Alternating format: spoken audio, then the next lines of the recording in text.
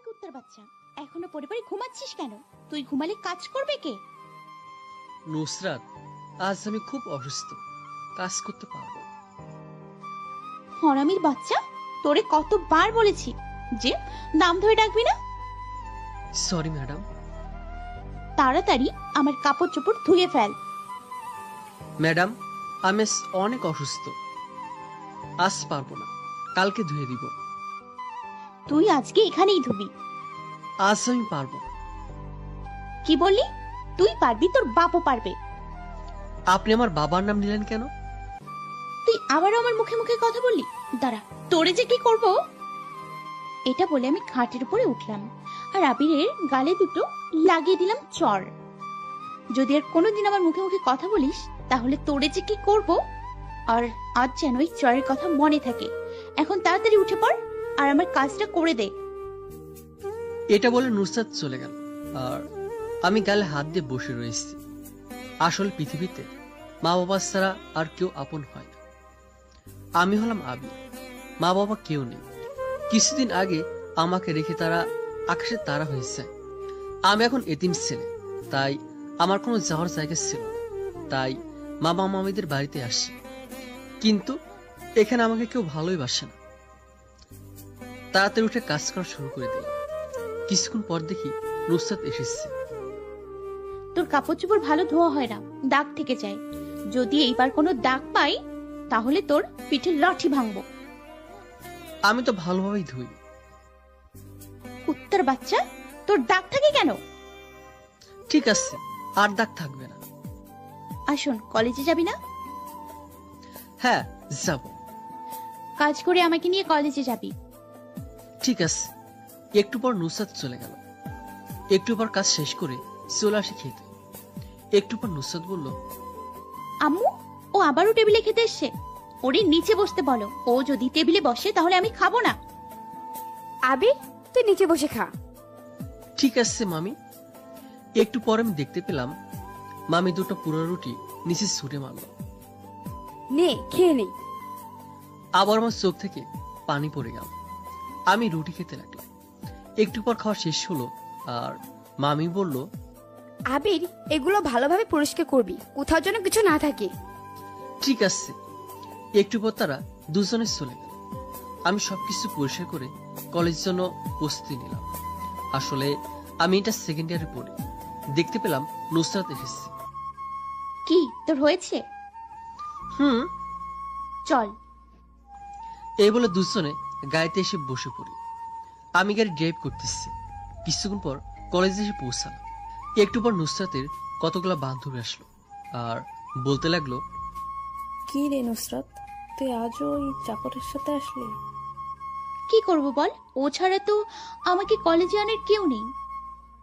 তুই যাই বলিস, ওই ছেলেটিকে দেখলে আমার খাওয়া বন্ধ হয়ে যায়। ছেলেটি দেখতে এতটাই বাজে, ওরে এখনো তোদের বাড়িতে রাখছো কেন? কি করব বল, এখন তো ভালো চাকর বাকর পাওয়া যায় না, তাই ওই তো সব কাজ কাম করে। তাড়াতাড়ি ওর বিদায় দে। দিব দিব, দাঁড়া, তবে কিছুদিন পর। দেখতে পেলাম কিছুক্ষণ পর নুসরাতের বান্ধবী আমার কাছে আসলো আর বলল, তুই আর আমার চোখের সামনে পড়বি না, তোরে দেখলেও আমার বমি আসে। নোংরা একটা জামা পরেছ, এটা ধো না কত বছর। ঠিক আছে, আমি আর আপনার চোখের সামনে পড়বো না।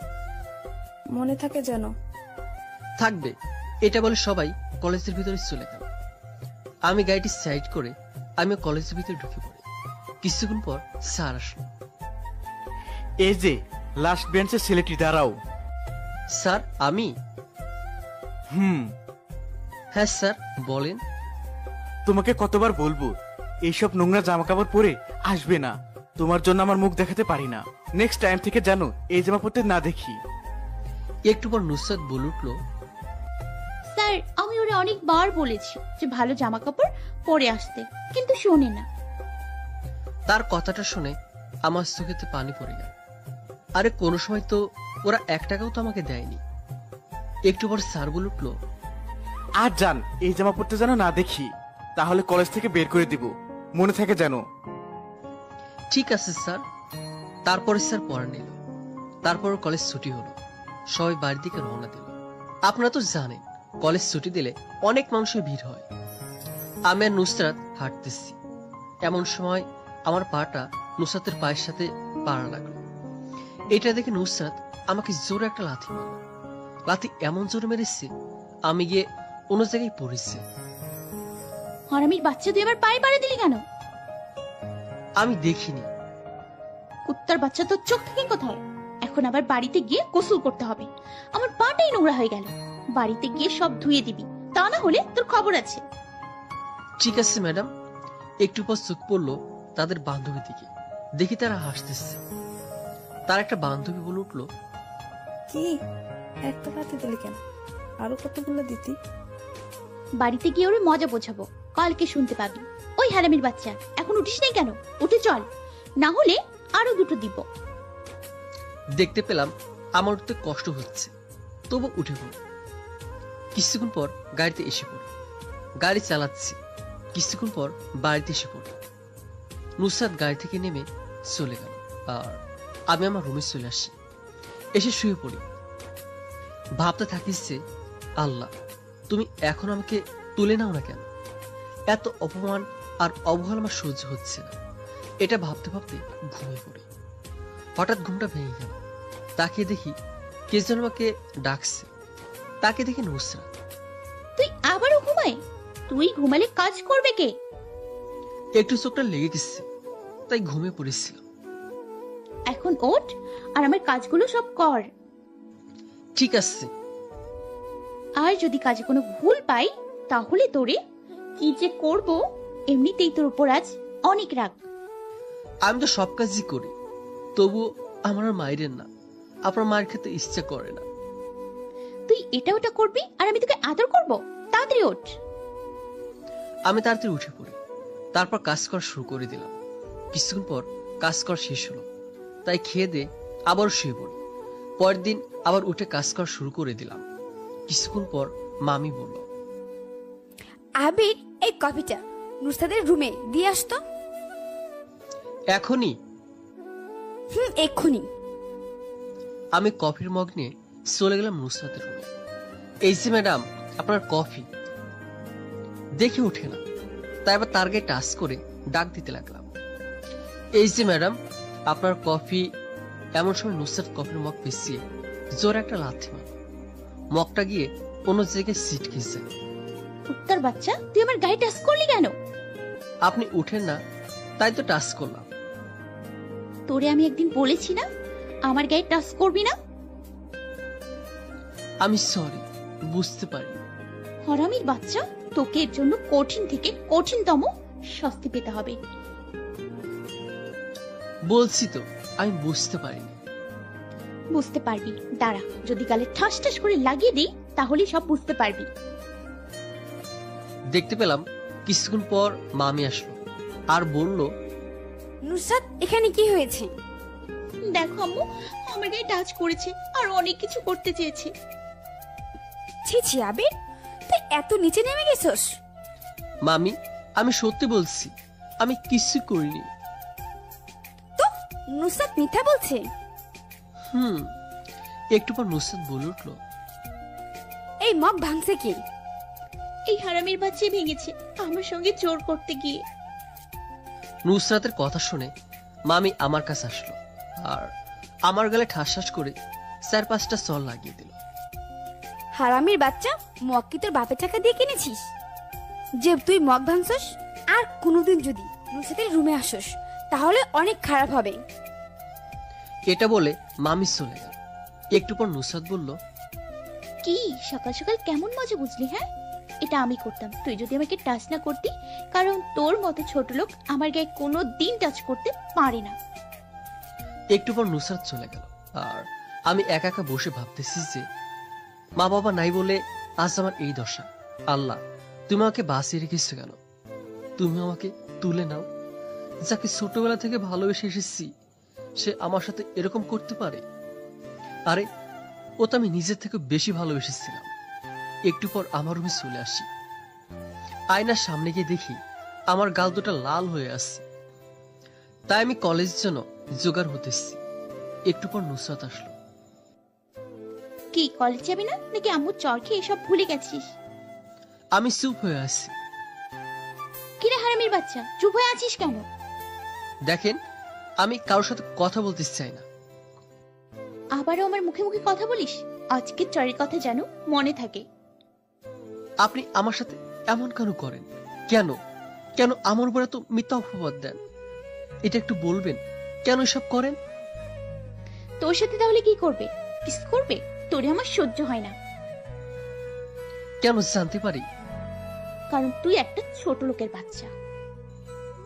মনে মনে ভাবলাম, এই দুনিয়াতে কি গরিবের কোনো দামই নাই? হাইরে দুনিয়া। তোর হয়েছে?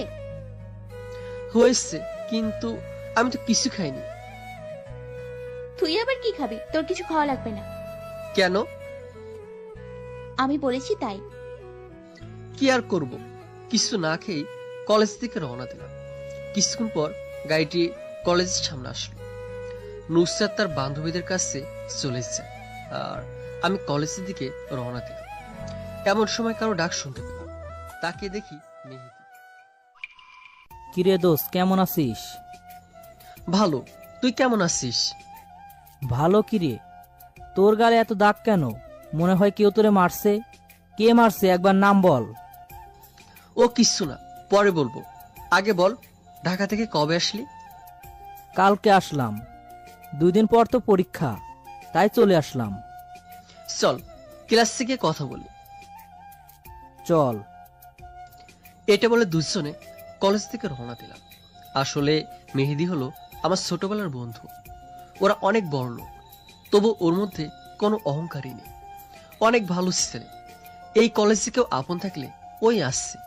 দুজনে বেঞ্চে বসে কথা বলতেছি। এমন সময় মেহেদি বলে উঠল, ওই আবির, বল না কি হয়েছে। তারপর মেহেদিকে কান্না করতে করতে সব বললাম। দূর পাগল, কান্না করো কেন? তোরে আমি কতবার বলছি যে আমার বাবার কোম্পানিতে ঢুকে যা, তুই তো কিছুতে রাজি হোস না। না রে দোস্ত, আমি চাই না আমার লেখাপড়াটা বন্ধ হয়ে যাক। আমার বাবা মা আমাকে নিয়ে অনেক আশা করেছিল, তারা বেঁচে নেই। তাদের আশাটা পূরণ করতে চাই। তো লেখাপড়া করবি আর একটা চাকরিও করবি। না রে দোস্ত, সেটা হয় না। তুই যেটা ভালো বোঝো সেটা করো। কিছুক্ষণ পর স্যার আসলো। তোমরা সবাই কেমন আছো? ভালো, আপনি কেমন আছেন? ভালো। আর শোনো, কালকে পরীক্ষা, সবাই প্রস্তুতি নিয়ে আসবা। ঠিক আছে। আজকে আর ক্লাস হবে না, তোমরা সবাই বাড়িতে গিয়ে পড়ো। ঠিক আছে। এই বলে দুজনে বাড়ির দিকে রওনা দিলাম। আমি আর নুসরাত কিছুক্ষণ পর বাড়িতে এসে পৌঁছালাম। পরের দিন পরীক্ষা দিতে আসি। পরীক্ষাটা আমার অনেক ভালো হয়। এভাবে সব পরীক্ষা ভালোভাবে কেটেছে। আজকে রেজাল্ট দিবে। কিছুক্ষণ পর স্যার আসলো। তোমাদের মধ্যে এইবার প্রথম হচ্ছে আবির। দেখতে পেলাম সবাই আমাকে দেখে হাততালি দিচ্ছে, আর নুসরাত আমাকে দেখে ফুলতেছে। দেখতে পেলাম কিছুক্ষণ পর স্যার নুসরাতের কাছে গেল। কিন্তু নুসরাত, তোমার খবর কি? এবার রেজাল্ট অনেক খারাপ হয়েছে কেন? বলতে পারি না। এবার খারাপ হয়েছে, কিন্তু পরেরবার যেন খারাপ না হয়। ঠিক আছে। কিছুক্ষণ পর স্যার আমার কাছে আসলো। আবির, তুমি অনেক ভালো রেজাল্ট করেছো, এটা যেন ফাইনালে ধরে রাখতে পারো। ঠিক আছে। কিছুক্ষণ পর কলেজ ছুটি হলো। একটু পর দুজনে গাড়িতে এসে বসে পড়ি। তারপর কিছুক্ষণ পর বাড়িতে এসে পড়ি। আসতে না আসতেই মামি মিষ্টি নিয়ে আসলো। কি নুসরাত, রেজাল্ট কেমন হয়েছে? আমি জানি তুই প্রথম হবি। নে মা, মিষ্টি খা। দেখতে পেলাম নুসরাত সব মিষ্টি ছুঁড়ে মারলো বাহিরে, আর বলতে লাগলো, আমি আবার প্রথম হতে পারিনি। কি বলছো সেসব? তো কে প্রথম হয়েছে? এই হারামির বাচ্চাই। ছি, তুই ওর সাথেও পারলি না। আজকে থেকে ওর কাছে পড়তে বসিস। একটু পর দেখতে পেলাম নুসরাত রাগ করে চলে গেল। তারপর ওর সাথে মামিও চলে গেল। আমিও আমার রুমে চলে এসে সব কাজ শেষ করে তারপর রাতে একটু পড়তে বসলাম। এমন সময় নুসরাত আসলো। এই কুত্তার বাচ্চা, আমার রুমে চল। কেন? কচি খোকা, কিছুই বোঝো না। আজ তুই ভালো রেজাল্ট করেছিস, তার জন্য শাস্তি পেতেই হবে। কেন? ভালো রেজাল্ট করলে কি শাস্তি পেতে হয়? তোর জন্য আমি আজ অনেক বকা শুনেছি, তাই তুই যেন আর ভালো রেজাল্ট না করতে পারিস সেটারই ব্যবস্থা করতেছি। আমার কি করতে হবে?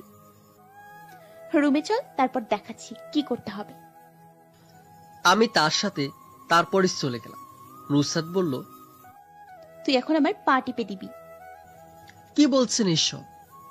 কুত্তার বাচ্চা, তুই পা টিপে দিবি কিনা বল, না হলে এক্ষুনি গলা ধাক্কা দিয়ে বের করে দিব। আমি রাজি হয়েছি, কারণ আমার কোনো জায়গা নাই, কোথায় যাব? তার জন্য রাজি হই। আমি নুসরাতের পা টিপতেছি আর আমার চোখ দিয়ে পানি ঝরতেছে। একটু পর নুসরাত বলল, একদম নাকে কান্না করবি না। এখন থেকে প্রত্যেক দিন তোকে আমার পা টিপে দিতে হবে রাতে। তোকে এই শাস্তি দিতাম না যদি ভালো রেজাল্ট না করতি। তুই এখন বুঝে নিবি যে নুসরাতের উপরে উঠলে কি হয়। মনে মনে ভাবলাম, হায় রে আল্লাহ, ভালো রেজাল্ট করেছি, এও শাস্তি পেতে হয়। একটু পর দেখতে পেলাম নুসরাত ঘুমিয়ে এসেছে আর আমি মুখের দিকে তাকিয়ে আসছি। যে মেয়েটা এত মায়াবী, তার মধ্যে এত অহংকার কেন? মনে মনে ভাবলাম, ও চোখে দিকে তাকানো যাবে না, তাহলে মায়ে পড়ে যাব। হঠাৎ আমার চোখটা লেগে গেল, আমিও ঘুমিয়ে পড়ি। সকাল সকাল উঠে দেখি নুসরাত আমাকে জোরে ধরে আসছে। এমন সময় নুসরাতের ঘুম ভেঙে গেল। তা দেখে নুসরাত আমাকে জোরে ধাক্কা মারল। তুই আমার বিছানায় ঘুমিয়ে পড়লি কেন? সরি, আমি বুঝতে পারিনি, আমার চোখটা লেগে গিয়েছিল, হয় তাই ঘুমিয়ে পড়েছি। কুত্তার বাচ্চা, তোর চোখ আজকে তুলবো। তোর চোখে ঘুম আসছে কেন? তখন তুই মজা বুঝবি। সরি, আজকের মতো মাফ করে দিন। তুই পা ধরে ক্ষমা চাইবি, তাহলে আমি তোকে ক্ষমা করে দিব।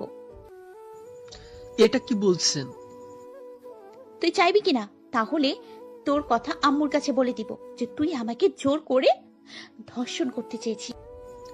আমার উপর এইভাবে এত মিথ্যা অপবাদ দিচ্ছেন কেন? তুই পা ধরবি কিনা?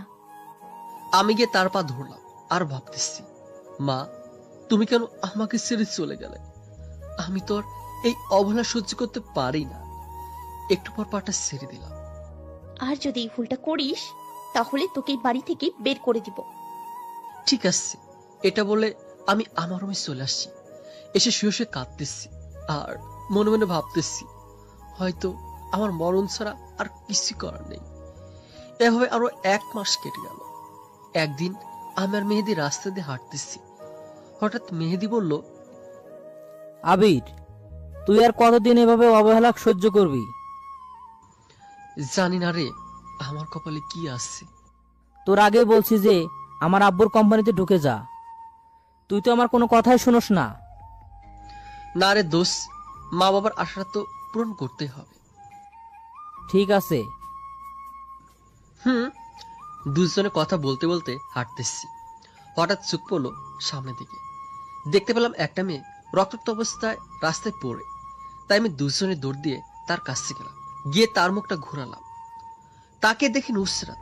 মেহেদি, এ তো নুসরাত, ওরা তাড়াতাড়ি হাসপাতালে নিয়ে যেতে হবে। তুই কি সব ভুলে গেছিস? ওর এখানে বসে মরতে দে।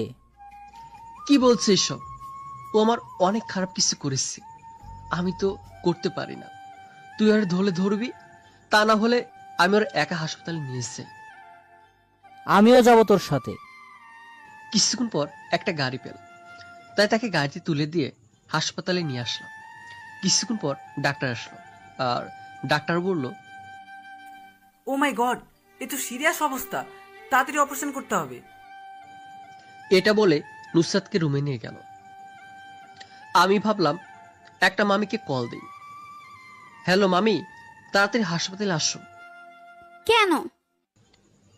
তোমার মেয়ে অ্যাক্সিডেন্ট করেছে। কি বলছিস ওসব আবির? তোরা কোন হাসপাতালে আছিস? আমরা বরিশাল সরকারি হাসপাতালে আসছি, 3 তলায় এসে পড়ো। আমি এক্ষুনি আসতেছি। 30 মিনিট পর মামি আসলো আর বলল, আবির, ও কিভাবে অ্যাক্সিডেন্ট করলো আর ও এখন কেমন আছে? আমি কিছু বলতে পারবো না, আমি ওর রাস্তায় পড়ে থাকতে দেখেছি, তাই নিয়ে আসলাম।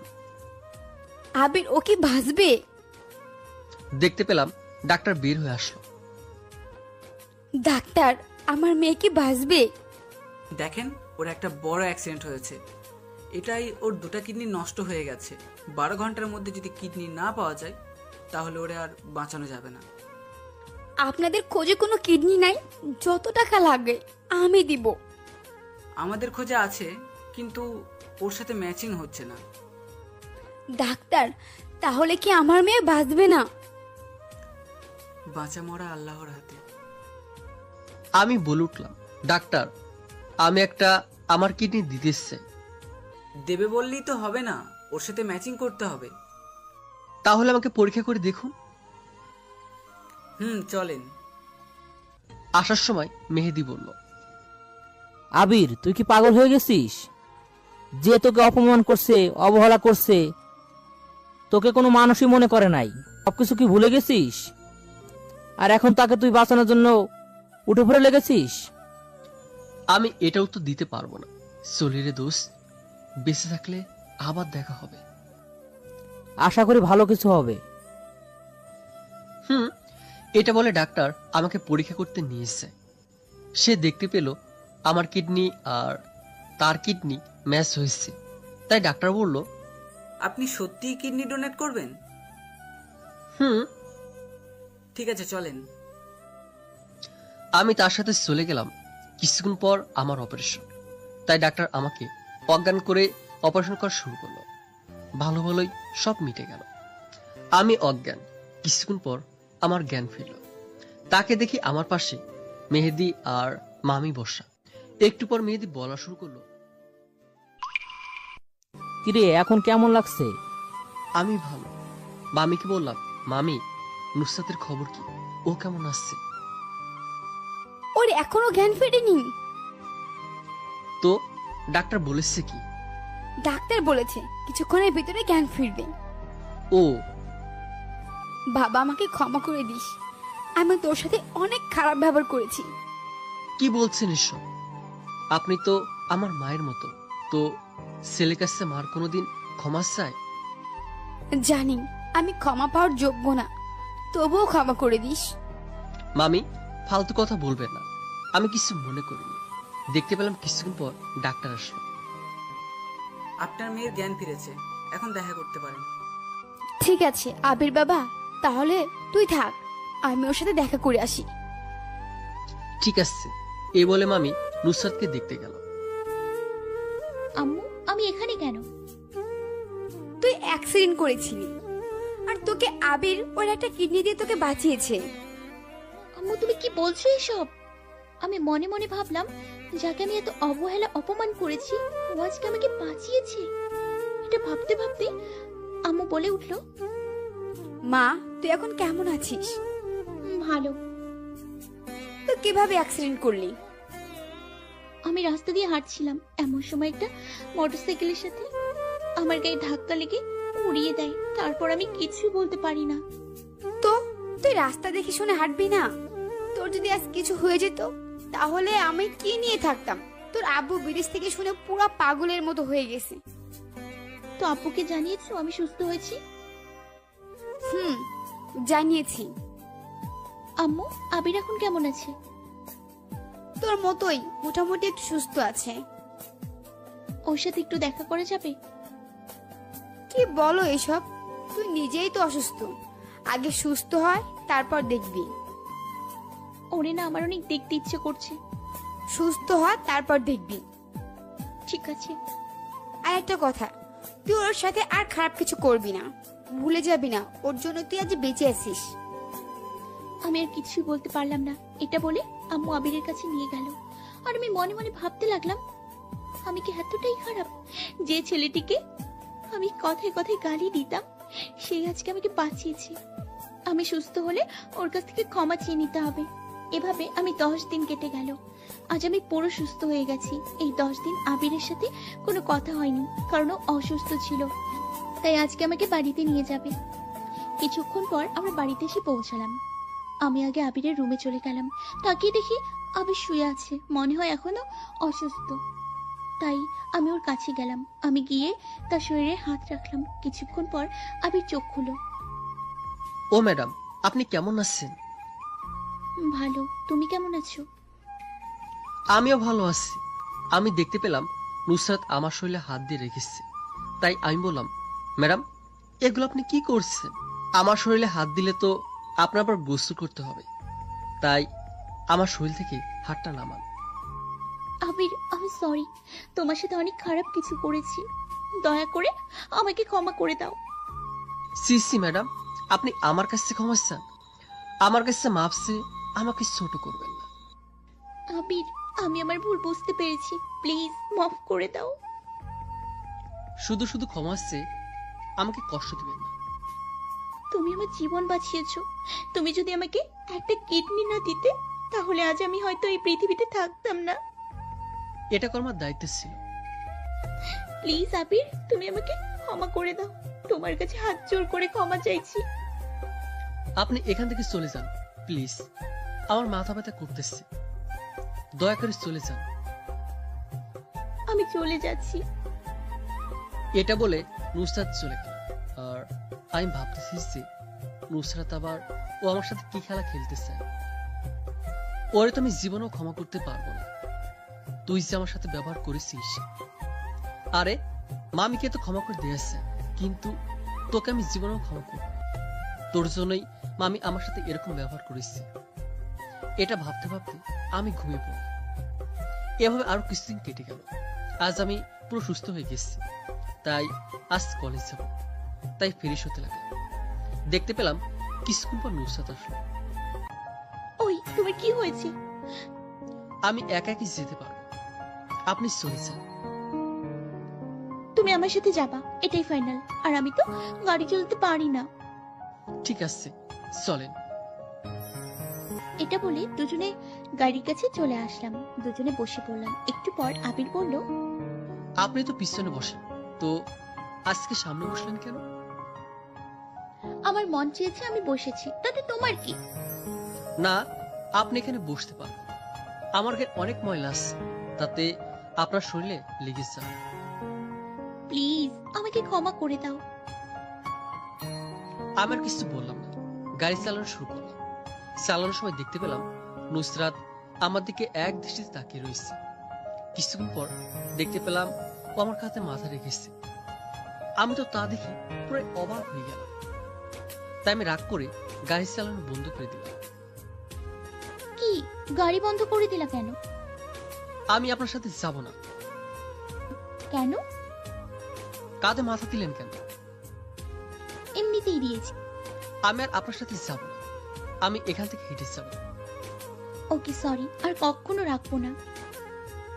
মনে থাকিস যেন। এটা বলে আবার গাড়ি চালানো শুরু করলাম। কিছুক্ষণ পর কলেজে এসে পৌঁছলাম। একটু পর নুসরাতের বান্ধবী নুসরাতকে দেখে ছুটে আসলো। তুই এখন কেমন আছিস? ভালো, তোরা সবাই কেমন আছিস? আমরা সবাই ভালো আছি। তোর কতবার বলেছি যে এই কাইয়া ছেলেটার সাথে আসবি না, তবুও তুই আমার কোনো কথাই শোনো না। নুসরাতের বান্ধবী এটা বলতেছে। কিছুক্ষণ পর শুনতে পেলাম ঠাস ঠাস আওয়াজ। তাকে দেখি নুসরাত তার বান্ধবীকে চট দিচ্ছে। আমি তো তা দেখে পুরাই অবাক।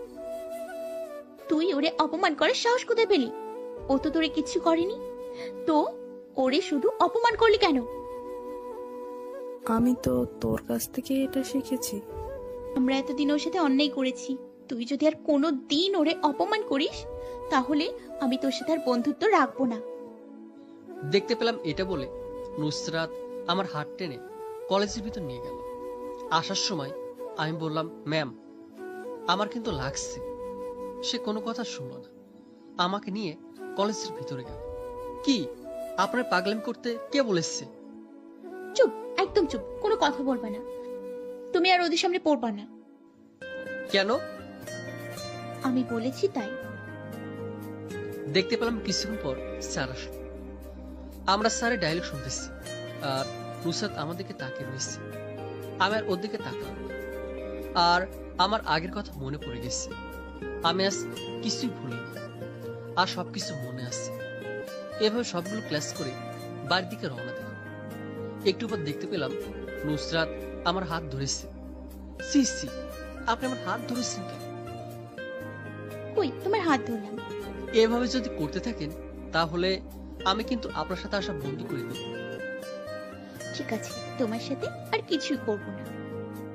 এটা বলে দুজনে গাড়িতে বসে পড়ল। কিছুক্ষণ পর বাড়িতে এসে পৌঁছালাম। এভাবে আরো 10 দিন কেটে গেল। এই 10 দিন নুসরাত আমার সাথে অনেক ভালো ব্যবহার করেছে, কিন্তু আমি ওর এই ভালো ব্যবহার কিছুতেই বিশ্বাস হচ্ছে না। একদিন একা একা কলেজের বারান্দায় বসে আসছি। কিছুক্ষণ পর নুসরাত আসলো। আবির, তোমাকে একটা কথা বলার ছিল। হ্যাঁ বলেন। আবির, আই লাভ ইউ। প্লিজ আমাকে ফিরিয়ে দিও না। সব ভুলে তোমার বুকে একটু জায়গা দেবে। এগুলো আপনি কি বলছেন? আমার মতো ছেলেকে আপনি ভালোবাসেন? জানেন, হাসালেন। প্লিজ আবির, আমাকে ফিরিয়ে দিও না। তুমিও তো আমাকে একসময় ভালোবাসতে। আমি আপনাকে ভালোবাসতে পারবো না। আর কি বলছেন? আগে আমি আপনাকে ভালোবাসতাম ঠিক, কিন্তু এখন আর ভালোবাসি না। প্লিজ আবির, তুমি আমাকে ফিরিয়ে দিও না। আমি বাঁচবো না। এই কথাটা আপনার মনে ছিল? আমি এভাবে বলেছিলাম যে নুসরাত, তুমি আমাকে একটু ভালোবাসা দাও। তার বিনিময়ে পেয়েছিলাম একটা লাথি। আমি দেখতে পেলাম কিছুজন আমাকে জোরে ধরেছে। তাকে দেখে নুসরাত, এ কি করছেন? সারেন। সারবি না মানে? এটা বলে নুসরাতকে ধাক্কা দিয়ে সারি নিলাম আর ও দুটা গালে দুটো চোট দিলাম। তুমি আমাকে মারলে। তুই যা করেছিস তাতে তোর আরো কিছু করা লাগবে।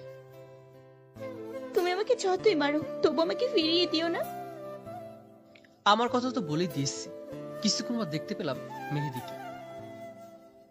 তুই একদম ঠিক কাজ করছিস ওই মেয়ের সাথে। চল সামনে গিয়ে বসি। আসার সময় নুসরাত আমাকে অনেক ডেকেছে, কিন্তু আমি তার কোনো কথা শুনিনি। মেহেদি আর আমি একটা জায়গায় এসে বসে পড়ি। আমি বললাম, আমি ওর চট দিয়েছি, তুই তা দেখলি কিভাবে? শুধু আমি দেখিনি, আরো অনেকেই দেখেছে। বলো কি? আমি ঠিকই বলি। তো আবির, তুই কি ওকে ভালোবাসিস? তুই কি পাগল হয়েছিস? আমি ওর জীবনে ভালোবাসতে পারবো না। মনে হয় ও তোকে অনেক ভালোবাসে। তোর আজ কি হলো? তুই ওর হয়ে কথা বলছিস কেন? তুই কি ভুলে গেছিস সব কথা? না, আমি কিছুই ভুলিনি। তাহলে কি আবার? চল ক্লাস যাই। চল। এটা বলে দুজনে ক্লাসের দিকে রওনা দিলাম। আসলে আমি তাকে একদিন ভালোবাসার কথা বলেছিলাম। তার বিনিময়ে ও কি করেছিল? তাহলে চলে যাই 1 বছর আগের ঘটনা। আমি নুসরাতকে ছোটবেলা থেকে ভালোবাসতাম। তখন আমি ইন্টার ফার্স্ট ইয়ার পড়তাম। নুসরাতও আমার সাথেই পড়তো। একদিন দেখতে পেলাম নুসরাত কলেজের সামনে দাঁড়ানো। তখন আমার হাতে এক গোলাপ ফুল ছিল। আমি গিয়ে তাকে বললাম, নুসরাত, তোমাকে একটা কথা বলার ছিল। তুই আবার আমাকে কি বলবি? তোর সাথে আমার কথা বলতে লজ্জা করে, তবুও আশা নিয়ে আসছিস যখন, তখন বলে ফেল। আমি তোমাকে সেই ছোটবেলা থেকে ভালোবেসে ফেলেছি। তোমাকে নিয়ে আমি কত স্বপ্ন দেখেছি। তুমি কি হবে আমার স্বপ্নের রানী? ভালোবাসি আমি তোমায়। ওরে, তোরা আমারে কেউ 2 টাকার 20 আইনাতে। এই বলদ আমারে প্রপোজ করেছে। আই, তুই ভাবছিস কি করে আমি তোকে ভালোবাসবো? আরে, তোর সাথে কত ভালো ছেলে আমাকে প্রপোজ করেছে, তাদেরকে আমি অ্যাকসেপ্ট করিনি, আর তোর মতো ছেলের প্রপোজ আমি অ্যাকসেপ্ট করব? হাসালি। সত্যি নুসরাত, আমি তোমাকে অনেক ভালোবাসি। এখন আমাদের বাড়িতে থাকিস, আর তুই ভাবলি কিভাবে তোর মতো ছেলেকে আমি ভালোবাসবো? আমি গিয়ে নুসরাতের হাত ধরলাম। তার বিনিময়ে নুসরাত আমাকে অনেক জোর একটা লাথি মারল। আমি গিয়ে একটা জায়গায় পড়েছি। আমি দেখতে পেলাম চারদিকে অনেক মানুষ এসেছে। সবাই আমাদের দিকে তাকিয়ে রয়েছে। একটু পর নুসরাত বলল, কুত্তার বাচ্চা, তুই আমার হাত ধরলি কেন? তোরে যে আজকে আমি কি করব, বাড়িতে গিয়ে নেই। আমার কিছু বলতে পারলাম না। এটা বলে নুসরাত চলে গেল। আমি মাথা নিচে দিয়ে কলেজের ভিতর ঢুকে পড়ি। তখন আমার বুক ফেটে কান্না চলে এসেছিল। তারপর থেকে আমার সাথে এভাবে অত্যাচার করতে থাকে।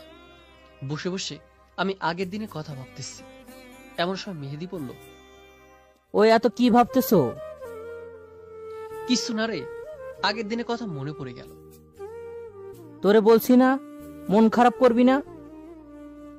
দোস্ত, আজ আর ক্লাস করবো না, এমনিতেই মন ভালো না, চল বাড়িতে এসে। চল। একটু পর দুইজনে বাড়ির দিকে রওনা দিলাম। আসার সময় নুসরাতকে দেখতে পেলাম না, আর গাড়িটাও দেখতে পেলাম না। হয়তো বাড়িতে এসে পড়েছে। কিছুক্ষণ পর বাড়িতে এসে পৌঁছলাম। কলিং বেল দিলাম। কলিং বেল দেওয়ার পর মামি এসে দরজা খুলে দিল। কি বাবা, এসেছো? মামি এসেছি। বাবা, তোর সাথে একটা কথা বলবো, রাখবি? বলেন মামি। আমার মাথায় হাত দিয়ে বলতে হবে যে এই কথাটা তোর রাখতেই হবে। আচ্ছা, রাখবো। আমি মামির মাথায় হাত রেখে বললাম, আবির, আমি চাই নুরসাতের তোর বিয়েটা দিতে। মামি, আপনি এইগুলা কি বলছেন? আমি বিয়েটা করতে পারবো না। তাহলে আমার মাথায় হাত থেকে বললি কেন? তাহলে বুঝেছি তুই আমাকে এখনো ক্ষমা করতে পারিসনি, তাই তুই আমার মরণ কামনা করছিস। মামি, তুমি এইগুলা কি বলো? আমি এই বিয়ে করবো। সত্যি? দেখতে পেলাম পাশের রুম থেকে নুসরাত বের হয়ে আসলো আর বলল, আম্মু, কালকে আমি ওরে বিয়ে করব। এত তাড়াতাড়ি কেন?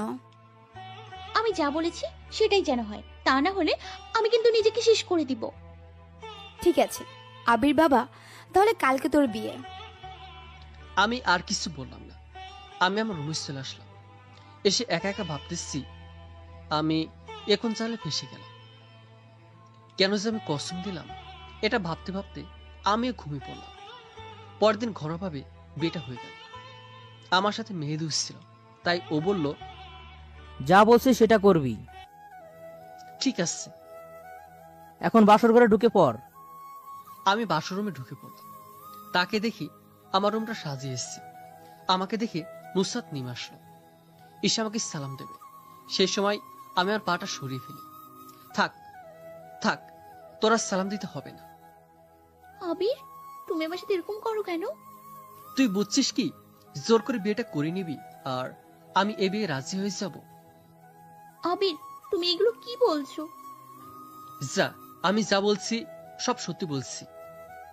এসব বাদ দাও আর চলো শুতে চলো। আমি তোর মতো মেয়ের সাথে শুভ ভাবলে কি করে? তুমি এভাবে বলো না, আমার কষ্ট হচ্ছে। এইটুকু কষ্ট পেয়েছ যদি বলো কষ্ট হয়, তাহলে 6 মাস পর তোকে ডিভোর্স দিব, তখন কি করবি? তুমি আবল তাবল কি বলছো? আমি আমার নিজের ভুল বুঝতে পেরেছি, আর আমি তোমাকে এখন আমার নিজের থেকেও বেশি ভালোবাসি। তোর মতো মেয়েকে আমি ভালোবাসতে পারবো না। এটা বলে আমি আমার বিছানায় এসে শুয়ে পড়ি। কিছুক্ষণ পর দেখতে পেলাম নুসরাত শুতে এসেছে। আমি বললাম, তুই এখানে আসছিস কেন? আমি শুব না। তুই আমার সাথে শুতে পারবি না, তুই নিচে শুয়ে থাক। আমি আমার স্বামীর সাথে শুব। কে তোর স্বামী? আমি তো এই বিয়ে মানি না। আর তুমি যদি আমার সাথে এভাবে করো তাহলে আমি বাঁচবো না। তুই মরবি কি বাঁচবি তাতে আমার কি? এই বলে একটা বালিশ নিচে ছুঁড়ে মারলাম। যা, নিচে গিয়ে শুয়ে পড়। আমি নিচে ঘুমাতে পারি না। তো এখন থেকে অভ্যাস করে নিবি। যা এখন। আমি যাব না। তুই যাবি? আচ্ছা, আমি রুম থেকে বেরিয়ে যাচ্ছি। তোমার আর বের হয়ে যাওয়া লাগবে না, আমি নিচে ঘুমাইতেছি। এটা বলে আমি নিচে ঘুমাতে চলে যাই, আর তখন অনেক কান্না চলে আসছিল। আমি মনে মনে ভাবছি, হয়তো এটা আমার পাপের শাস্তি, আমি ওর সাথে অনেক ভুল করেছি আর তার জন্য এই শাস্তি পেতে হচ্ছে। এটা বলে আমি ঘুমিয়ে পড়লাম। আমার কিছুতেই ঘুম আসছিল না। আমি দেখতে পেলাম আবির ঘুমিয়ে গিয়েছে। হায় রে বাসর, এই বাসর নিয়ে আমার কত আশা ছিল, দুজনে সারা রাত গল্প করব, কিন্তু কিছু কিছু আশা তো মনেই থেকে যায়। একটু পর আমি ঘুমিয়ে পড়লাম। সকালে দেখি আবির ঘুমিয়ে আছে, তাই আমি গিয়ে আবিরকে জড়িয়ে ধরলাম আর তার ঠোঁটে একটা কিস করলাম। দেখতে পেলাম আবির ঘুম থেকে উঠে গেছে, তাই আমি ওর উপর থেকে নেমে গেলাম। তুই আমাকে জোরে ধরলি কেন? তুমি আমার স্বামী, তাই জড়িয়ে ধরলাম। আমি গিয়ে নুসরাতের গালে 6-7টা চড় মারলাম। এই চর দুটো হলো আমাকে অনুমতি না নিয়ে আমাকে জড়িয়ে ধরছে তাই।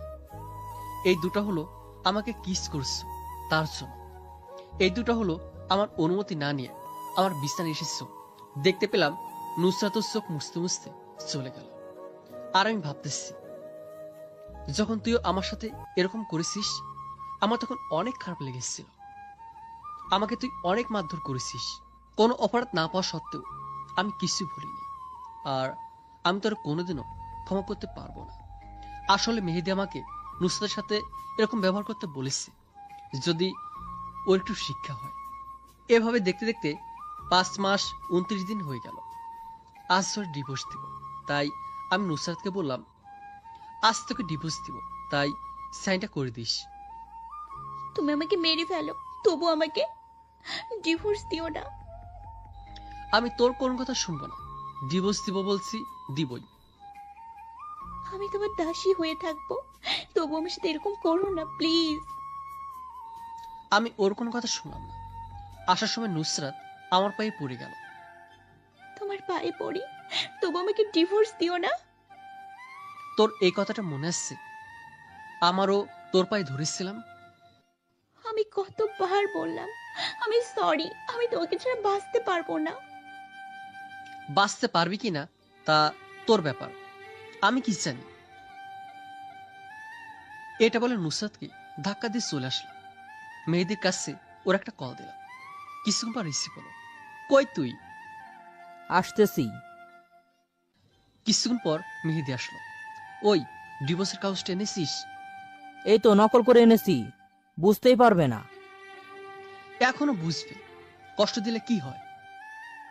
হুম, চলিরে দোষ। ঠিক আছে, যা। মেয়েদের কাছ থেকে বিদায় নিয়ে রওনা দিলাম বাড়ি থেকে। আমি তাড়াতাড়ি আমার রুমে চলেছে, কিন্তু নুসরাতকে দেখতে পাচ্ছি না, তাই ওর রুমে চলেছে, কিন্তু সেখানেও দেখতে পাচ্ছি না। হঠাৎ দেখতে পেলাম একটা চিঠি, তাই চিঠিটা আমি তাড়াতাড়ি খুললাম। জানি আজ তুমি আমাকে ডিভোর্স দিয়ে দিবা, আমি এই কষ্ট সহ্য করতে পারবো না, তাই দূরে চলে যাচ্ছি। আচ্ছা আবির বলো তো, সবাই তো একটা অপরাধ করে থাকে, তার জন্য তুমি আমাকে এত বড় শাস্তি দিবা? আমি জীবনেও এটা ভাবতে পারিনি। আমি জানি অনেক বড় ভুল করেছি, পারলে আমাকে ক্ষমা করে দিও আর নিজের খেয়াল রেখো। চিঠিটা পড়ে আমার মনটা খারাপ হয়েছে, আর চোখ থেকে 4-5 ফোঁটা জল পড়ল। মনে মনে ভাবলাম, আমি ওর সাথে এতটা খারাপ আচরণ করলাম। তাই আমি মামিকে ডাক দিলাম। কিছুক্ষণ পর মামি আসলো। মামি, নুসরাত কই? কেন, তুই জানিস না? ও তো আজ ঢাকায় চলে যাবে। ও তো বললো তুই বলে যেতে বলেছিস। এসব তুমি কি বলছো? আচ্ছা, ও কোন সময় গিয়েছে? এই তো কিছুক্ষণ আগে। আমি বাসা থেকে বের হয়ে দিলাম একটা দৌড়। কিছুক্ষণ পর বাস স্ট্যান্ডে এসে পড়ি, কিন্তু আমি নুসরাতকে আমি কোনোখানে দেখতে পাচ্ছি না। আমার মন খারাপ হয়, তাহলে কি ও চলে গেছে? এটা ভাবতে ভাবতে আমি সামনের দিকে আগাতে লাগলাম। দেখতে পেলাম নুসরাত একটা টেবিলে মন খারাপ করে বসে আসছে, তাই আমি ওর কাছে গেলাম। আমি জানতাম তুমি আমাকে ছেড়ে যেতেই পারো না।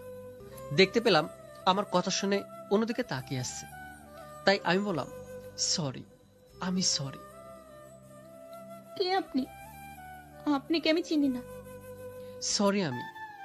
পছন্দ, আমার ঢাকা চলে যেতে হবে। আমি যেতে দিলে তো যাবে।